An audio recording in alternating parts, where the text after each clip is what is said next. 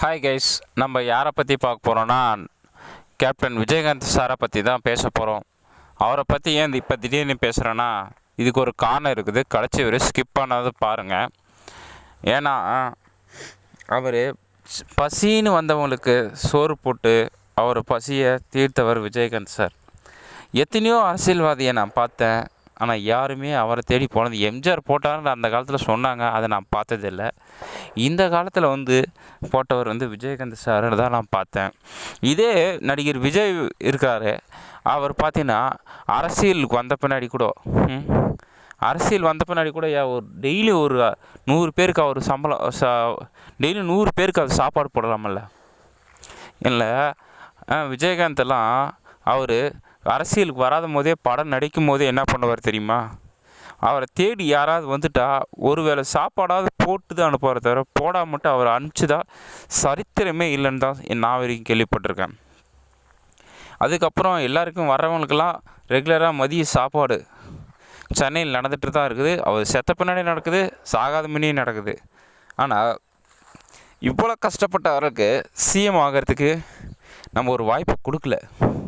ஆனால் நேற்று சினிமா நடிகர் விஜய் அவர் இது மாதிரி ஏழைகளுக்கு சோறு போட வேணாம்.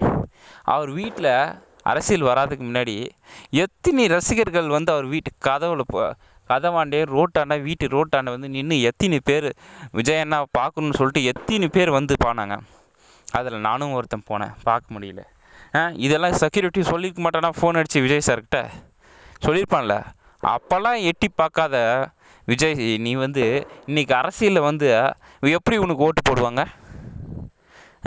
நீ உண்மையிலேயே மக்களை பற்றி நேசிக்கிறவனா ஒரு ஆளாக இருந்தால் நீ அன்னைக்கு உன்னை தேடி வீட்டில் வந்தவங்கெல்லாம் அப்போ ஒரு மேலேருந்து ஒரு கையாவது ஆட்டி அவங்கள மகிழ்விச்சுக்கலாம்.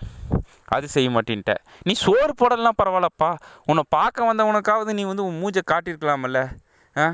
நீ உள்ளே விட்டு செக்யூரிட்டி ஆஃபீஸை விட்டு ஒரு வார்த்தை ஆறுதலாக பேசியிருக்கலாம்ல. அது கூட செய்ய மாட்டேன்ற. விஜயகாந்த் அவர்களுக்கும் உனக்கும் ஏணி வச்சா கூட எட்டாது தான். நீ அரசியல் வர்றன்ற. சரி, அரசியல் வந்த பின்னாடி உனக்காக மீட்டிங்க்காக வந்த பசங்க 30 பேர் 31 இப்போ 40 பேர் இறந்தாங்க. ஒரு மீட்டிங் வச்சாங்க. அதுக்காவது நீ போயிட்டு ஆறுதல் போய் சொன்னியா? ஹாஸ்பிட்டல் போய் பார்த்தியா? அது கூட விட்டுடுங்க. கட்சி மீட்டிங்கு ஒரு ப்ரெஸ்ஸுக்கார கேட்குறான், அவனுக்காக ஒரு வார்த்தை இறந்தவங்களை பற்றி ஏதாச்சும் நீ பேசுனியா? ஒரு வார்த்தை கூட பேசலை.